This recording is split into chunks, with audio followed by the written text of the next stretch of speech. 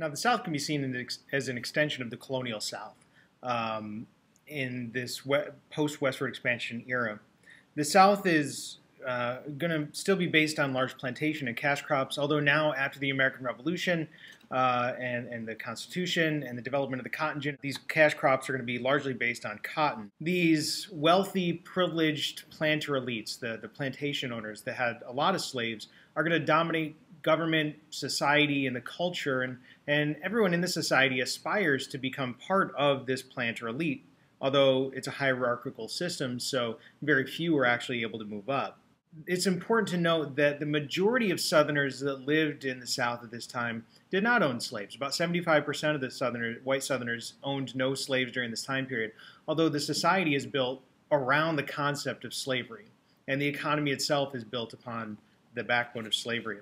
The South had few large towns or cities as commercial centers, largely because the large navigable rivers like the Santee and the Cooper, where ships could go right up to the plantations, dominated the geography. There's very little education in the South. The wealthy planters were able to hire private tutors for their children. They provided no public education for the poor white farmers, and actually teaching slaves to read and write was outlawed, especially after things like Nat Turner's Rebellion, because they were afraid that slaves might organize against them. There's also very few immigrants in the South at this time because there's very few cities and there's very few industrial jobs. Now, because there are so many slaves and because there is a relatively large free black population, African Americans do contribute substantially to the culture of the South. Now, the political issues that are important to the Southerners, they want low tariffs because tariffs raise prices of manufactured goods and they weren't producing their own manufactured goods.